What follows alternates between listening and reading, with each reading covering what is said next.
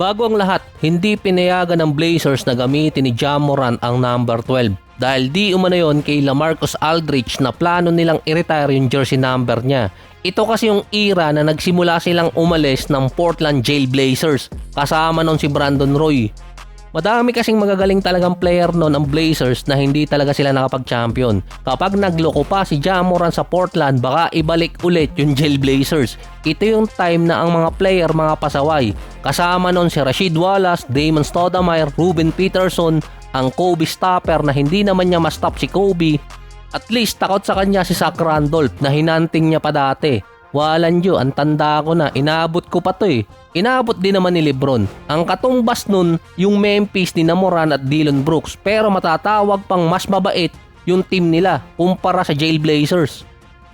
So unang interview kasi ni Ja Morant after ng trade, base sa kanya, nagbago na daw siya at napagsisihan na niya yung ginawa niya dati sa Memphis. Bakit di umano hindi pa rin maalis sa kanya yung ganong statement?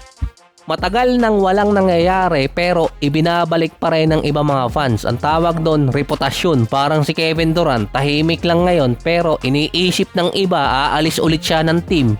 Nire-rage bait kasi ng iba itong si Ja Morant na hindi na siya number 1 player ngayon ng team dito sa Portland kundi si Deni Avdija.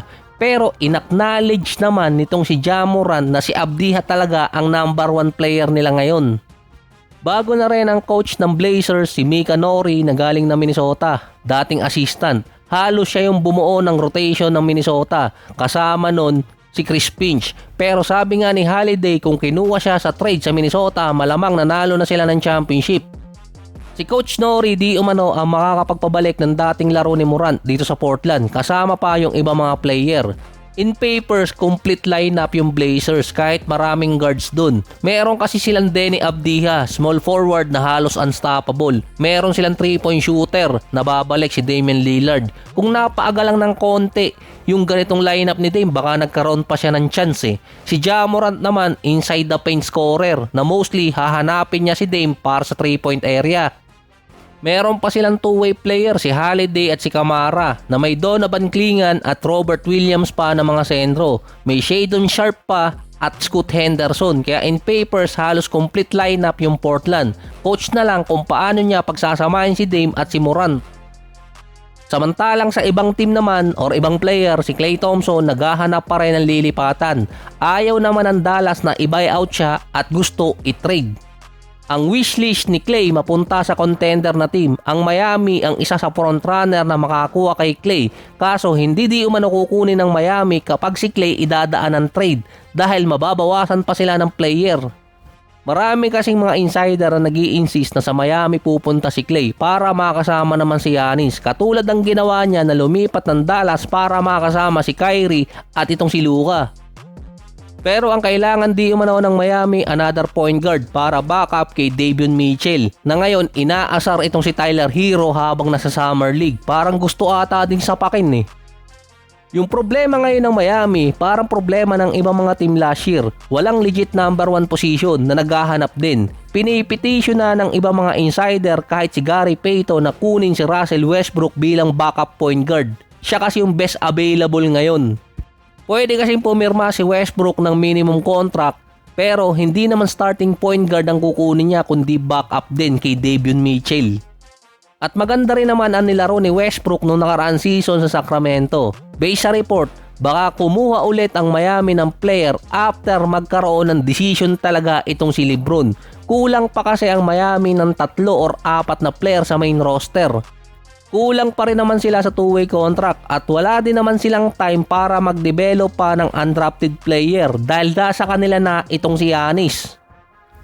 Yung iba namang mga insider gustong ibalik si Westbrook sa Nuggets pero sinabi na kasi ni Westbrook dati ayos sa kanya ng team. Sa ngayon bakit pa siya babalik dun? Nagkakaproblema kasi ang Denver Nuggets sa kanilang mga player lalo na sa contract.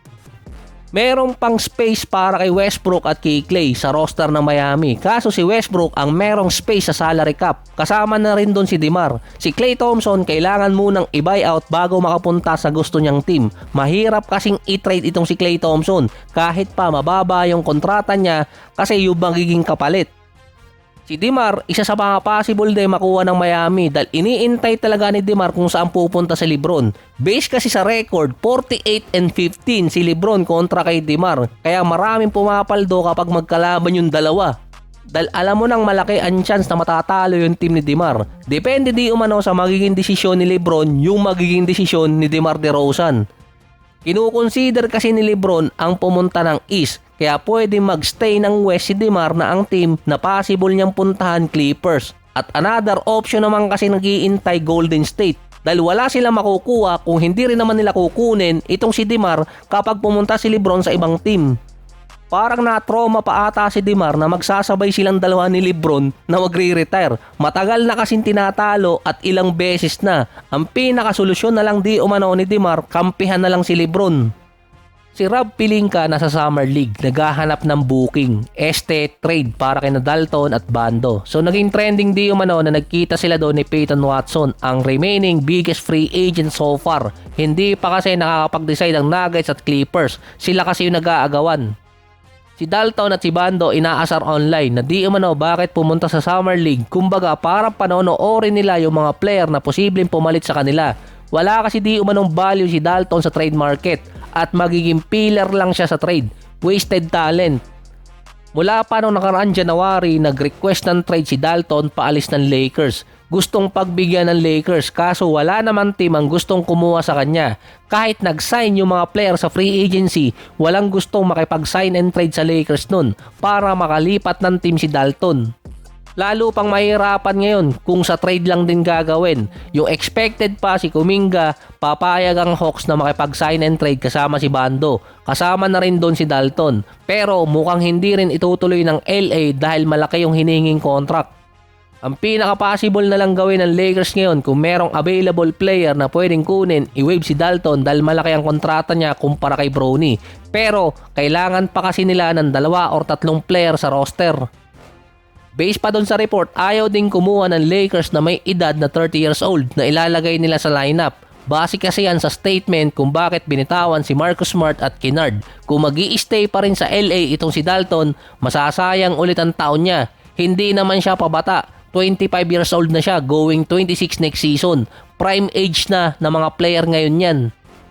Meron na lang 6 million sa cap space ang Lakers. Ang hinihingi ng kampo ni Kuminga 25 million dahil super pasikat siya, as in superstar. Kaya nga galit na itong si Shaedon Sharpe. Pero kung 25 million lang din, may chance pa kasing makuha ng Lakers si Peyton Watson dahil ito yung kanyang asking price sa Denver Nuggets.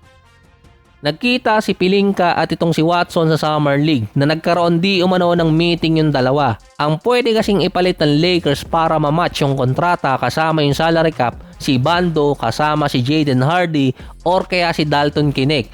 Pero nakadepende yun sa Denver Nuggets kung tatanggapin nila ang offer ng Lakers dahil mas maganda yung may offer naman ng Clippers kasama kasi doon si Benedict Maturin at merong pan draft picks.